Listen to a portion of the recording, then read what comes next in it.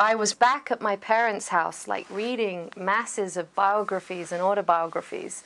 And I'd read like Brigitte Bardot and Disney and Luchino Visconti.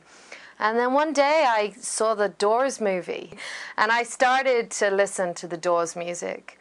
And I was so absolutely hypnotized by Morrison's charisma and his poetry and his vision. And I was just so taken. And I've always loved beauty and romance and a sense of adventure. And I just thought, Christ, you know, if you're going to be a performer, let's do something good, man. And I've been writing poetry since I was a child. And so I just started writing poetry again. And it was actually my sister who taught me how to sing. So I went through a very radical transformation from, you know, one period of my life to another. And I really kind of cut loose and became a total, like, wild child, free spirit, and just kind of, you know, my sister and I basically kind of tuned in and dropped out for about 18 months. We went and lived on a mountain in Spain. And, you know, we just decided life's short, and whatever you're going to do, you better do what you really love. And I decided, let's go to the west coast of California and make rock and roll. So there was a huge transition for me. And at times that was really testing, because when I arrived in LA, I'd never recorded before, I'd never written songs before. So I had to really teach myself on the job.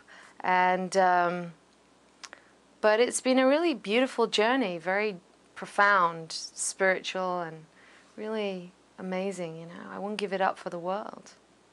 Nothing's ever grabbed me so much as doing this. And I love it. I love everything about it. I love being in studios, and I love the act of writing. I love to just sit down, you know, with a guitar and feel a new child being born, a new song, you know. And I love having a sense of the moment and a sense of ceremony and making every day special, you know. And when you're with great people, it's great to make the day special, you know. It should all be a celebration, you know. So I think you have to be as generous as you can. America has been immensely generous to me, you know. From the moment I arrived here, when I lived out in the desert and people were feeding me, you know, I'm like, hey, I'm from England. I've come to write poetry. And they fed me and, you know, gave me a shack to live in. And I mean, it's such a great country, and American people are so awesome. I just always feel indebted to this country, you know, for the possibility to make a record and be creative and be around, you know, all these other creative people. So, I mean, it's great. It's awesome.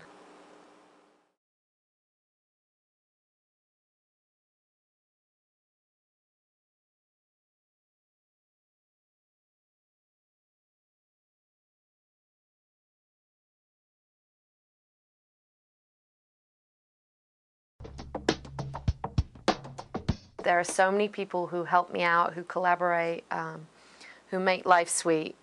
Number one, my sister. I have the most phenomenal sister.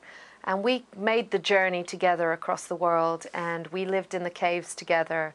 And we collaborate on songs. And she sings all my backups. And she's the most beautiful, phenomenal person. And I probably wouldn't have become a singer if it wasn't for her. Jim Scott, who's an amazing mixer, engineer, producer. He recorded a lot of the Chili Peppers albums and Tom Petty's albums. He was really like a mentor to me. When I first came to LA, I met him over at Cello Studios, and he was really encouraging, and he would listen to my early demos, and he would just be like, you can do better, you can do better. And he would invite us, my sister and I, to sessions, like we went to a Chili Peppers session and various sessions, and we'd go in and we'd sit there quietly and watch and learn and see how high the bar was, you know. And so he was pretty fundamental. Johnny Resnick played on my record. He played on the song Wildflower. He's a really like sensitive, wonderful person, like a really cool rock and roll guy. And he offered to play. He'd worked a lot with my producer and Ken Allardyce. Ken recorded his other records.